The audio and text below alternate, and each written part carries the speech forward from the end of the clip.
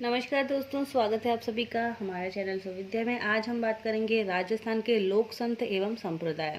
तो देखिए, राजस्थान में जो संप्रदाय हुए हैं उन्हें दो भागों में बांटा गया है, एक निर्गुण संप्रदाय और राजस्थान के सगुण संप्रदाय। निर्गुण संप्रदाय की अगर हम बात करते हैं तो इनमें कुछ एकेश्वरवादी संत आते हैं जो कि निर्गुण ब्रह्म में विश्वास रखते थे, और एक ईश्वर या ब्रह्मा में विश्वास रखने वाले जो संत थे वो सगुण संप्रदाय कहलाए। तो निर्गुण संप्रदाय के अंतर्गत कबीर, परिणामी, जसनाथी संप्रदाय, विष्णुई संप्रदाय, दादू संप्रदाय, राम स्नेही संप्रदाय आते हैं। ठीक है। और अगर हम बात करते हैं सगुण की तो नाथ, निम्बार्क, रामानंदी, वल्लभ, चरणदासी संप्रदाय, ये सभी सगुण संप्रदाय के अंतर्गत आते हैं। तो सबसे पहले कुछ महत्वपूर्ण लोक संतों की अगर हम बात करते हैं, सबसे पहले देख लेते हैं संत पीपाजी। देखिए, संत पीपाजी का जन्म खींची चौहान के परिवार में झालावाड़ में हुआ। तो इनका जो जन्म है झालावाड़ में, और इसीलिए इनकी जो छतरी है वो गागरोन के किले झालावाड़ में स्थित है। इनका वास्तविक नाम था प्रताप सिंह। इनका अगर मंदिर पूछा जाए तो वो समदड़ी बाड़मेर में है। इनकी जो गुफा है वो टोडा राय सिंह टोंक में है, और ये दर्जी समुदाय के इष्ट देवता थे। और अगर हम बात करते हैं गुरु की, तो इनके जो गुरु थे वो बनारस से रामानंद जी इनके गुरु थे। तो कुछ महत्वपूर्ण बातें हमने बात कर ली कि वास्तविक नाम प्रताप सिंह, अगर छतरी पूछे तो झालावाड़ में, मंदिर बाड़मेर में, और गुफा जो है वो इनकी टोंक में स्थित है। इसके बाद सेकंड हम देख लेते हैं दादू दयाल। दादू दयाल गुजरात के थे, और इनका जो जन्म है वो 1544 में अहमदाबाद गुजरात में हुआ था। इन्होंने हम कह सकते हैं कि अपने जीवन के लगभग 40 वर्ष जो है वो राजस्थान में व्यतीत किए। इनकी जो कार्यस्थली है वो नरेना या नारायणा, भैरना, मावट झील, जयपुर में इनकी कार्यस्थली रही है। इन्होंने ही दादू पंथ की स्थापना की। इनके द्वारा जो ग्रंथ लिखे गए, दादू दोहा, दादू वाणी, जो कि दुधाड़ी भाषा में लिखे गए। इनके जो ग्रंथ हैं इनके 5 भाग जो हैं वो मुख्य रहे हैं। ठीक है। इनके संप्रदाय की जो हम शाखाएं कह सकते हैं उन्हें, एक हो जाएगा नागा। ठीक है। नागा के जो प्रमुख संत थे वो थे सुंदरदास जी। इसके अलावा दूसरा हो जाएगा विरक्त, उत्तरादे, खालसा और खाकी। इनके टोटल अगर शिष्यों की बात करते हैं 152 शिष्य थे, उनमें से प्रमुख शिष्य 52, और उनमें से भी जो 2 प्रमुख शिष्य थे, एक थे रज्जब जी और एक थे सुंदरदास जी। तो रज्जब जी की प्रधान पीठ सांगानेर जयपुर में है, और रज्जब जी जो थे वो जीवन भर दूल्हे के वेश में रहे, और इनके जो गुरु थे उनके मरने के बाद इन्होंने स्वयं की आंखें फोड़ ली थी। दूसरे शिष्य सुंदरदास जी, जिनकी प्रधान पीठ गेटोलाव दौसा में है, और इन्हें राजस्थान का शंकराचार्य कहा जाता है। इनका जो ग्रंथ था वो लिखा है इन्होंने ज्ञान समुद्र। तो कुल जो 152 शिष्य में से जो 52 मुख्य शिष्य थे उनको 52 स्तंभ कहा गया। दादू दयाल की भेंट अकबर से भगवंत दास या भगवान दास ने करवाई थी आगरा में, और दादू पंथ को आगे बढ़ाने के लिए बच्चे गोद लिए जाते हैं। ठीक है, जिसे चेला मुंडना कहते हैं। दादू दयाल के शरीर को मृत्यु के बाद, ठीक है ना, मैरना में ही की पहाड़ियों में ही छोड़ दिया गया था, जो कि पशु पक्षियों के भोजन के लिए उसे दे दिया गया था। तो दादू जी की जो समाधि स्थल है उसे दादू खोल कहा जाता है, ये भी आप ध्यान रखें। और इन्हें राजस्थान का कबीर भी कहा गया है। तो ये कुछ महत्वपूर्ण बातें हम कह सकते हैं दादू संप्रदाय से संबंधित थी। इसके बाद हम नेक्स्ट देख लेते हैं संत मीराबाई। मीराबाई का जन्म कुड़की पाली में हुआ, लेकिन इनका लालन पालन जो है वो मेड़ता नागौर में हुआ, उनके दादा दूदा के पास, जो कि रावजोधा के पुत्र थे। और अगर हम बात करते हैं दासी संप्रदाय की, इन्होंने स्थापना की। मीरा को राजस्थान की राधा कहा जाता है। ठीक है। इनकी हम कह सकते हैं मीरा की जो उपासना थी वो माधुर्य भाव की थी, और इनके जो गुरु थे वो रेदास थे, जो काशी के चमार थे। मीराबाई का जन्म राणा सांगा के पुत्र भोजराज से हुआ था। कृष्ण को उपास्य देव मानकर पूजा करने लगी थी वो पति के रूप में। और धार्मिक मान्यता के अनुसार मेवाड़ शासक विक्रमादित्य ने उन्हें जहर भी देने की कोशिश की, लेकिन वो बच गईं। और धार्मिक मान्यता की माने तो डाकोर गुजरात में रणछोड़ मंदिर में गिरधर में वो समा गई थी। इनके निर्देशन में ही रत्ना ख्याति ने नरसी जीरो मायरो लिखा है। तो ये कुछ महत्वपूर्ण बातें राजस्थान की राधा अर्थात मीरा के बारे में कही गई। ठीक है। तो ये डाकोर गुजरात जो है, हम द्वारिका की बात कर रहे हैं कि वहाँ पे जो रणछोड़ जी की मूर्ति है उसी में वो लीन हो गई थी। अगले देख लेते हैं हम नेक्स्ट जसनाथ जी। जसनाथ जी जो हैं, अगर हम जसनाथ जी की बात करते हैं तो कतरियासर गांव बीकानेर में 1482 में इनका जन्म हुआ। जसनाथी संप्रदाय की इन्होंने शुरुआत की, 36 नियम चलाए और जो अपनाता था उसे जसनाती कहते थे। सबसे ज़्यादा जसनाती कहाँ है? बीकानेर में है। इनके जो प्रमुख 2 ग्रंथ हैं, एक है कोढ़ी और सिंभुदड़ा। जसनाथ जी के समकालीन दिल्ली के सुल्तान थे सिकंदर लोदी। अग्नि नृत्य इसी जसनाती संप्रदाय के द्वारा किया जाता है।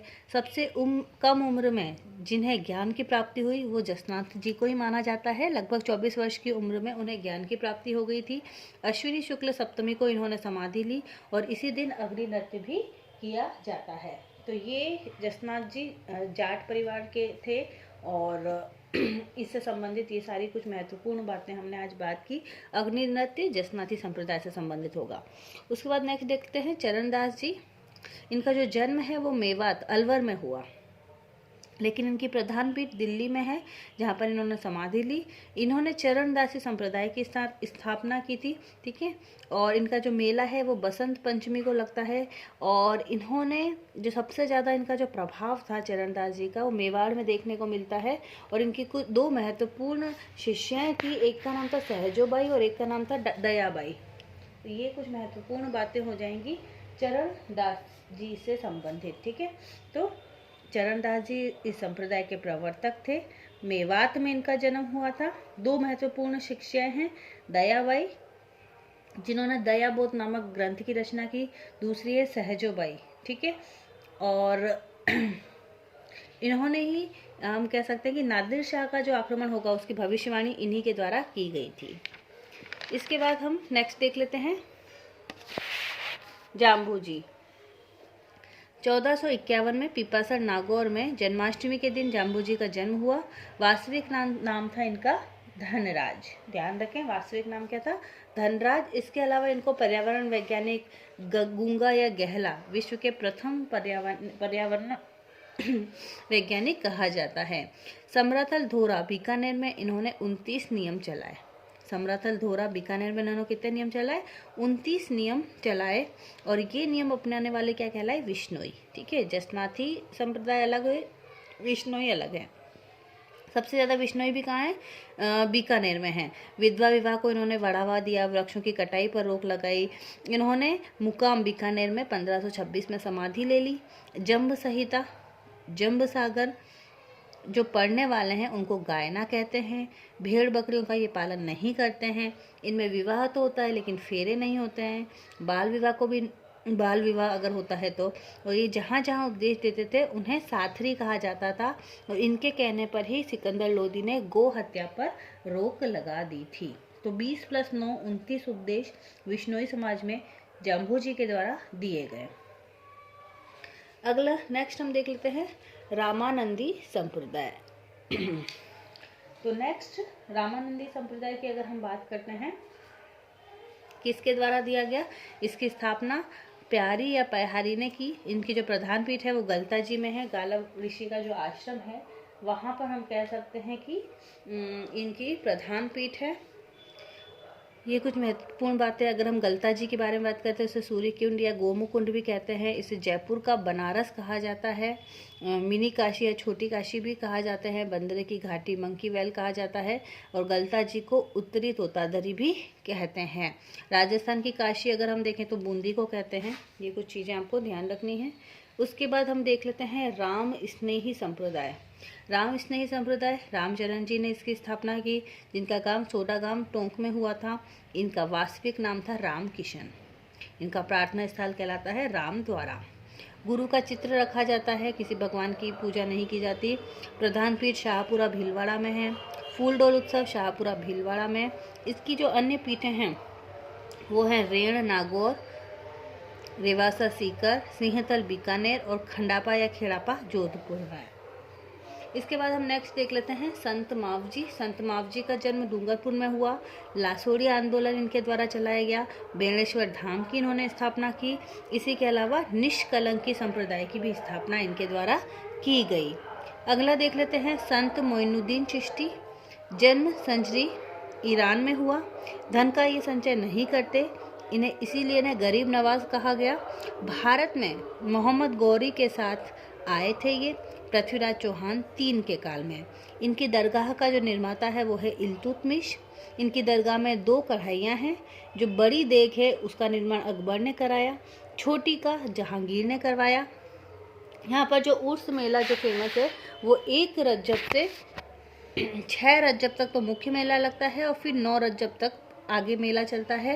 इसका उद्घाटन जो है वो भीलवाड़ा का ही गौरी परिवार करता है और सरकार का दूसरा मक्का मदीना इसे कहा जाता है। यहाँ की दरगाह में जामा मस्जिद जो थी वो शाहजहाँ ने बनवाई। यहाँ की दरगाह में ही अर्जुन लाल सेठी जो कि स्वतंत्रता सेनानी रहे हैं उनकी समाधि है। और उर्स में हैदराबाद से आने वाले जो लोग हैं उन्हें कलंदर कहते हैं। तो ये संत मोइनुद्दीन चिश्ती के बाद नेक्स्ट हम देख लेते हैं कुछ महत्वपूर्ण संत और उनके द्वारा चलाए गए संप्रदाय और कहाँ पर है वो।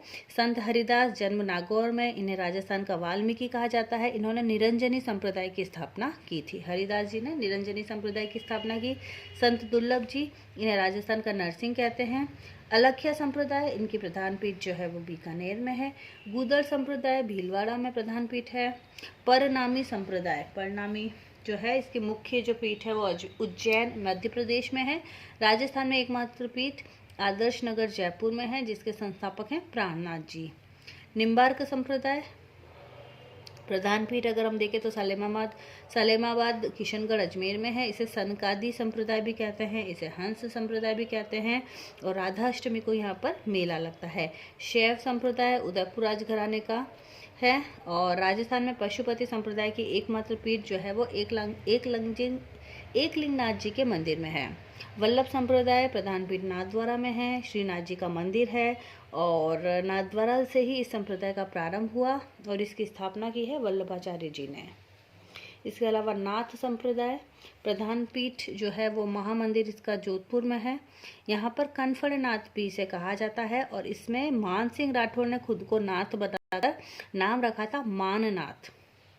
इसके अलावा संत हमीदुद्दीन चिश्ती नागौर में, जिसे नागौरी भी कहते हैं, इनकी दरगाह को तारकीन की दरगाह कहते हैं और इन्हें सन्यासियों का सुल्तान कहा जाता है। तो ये महत्वपूर्ण हमने बात की संप्रदायों की। बहुत बहुत धन्यवाद।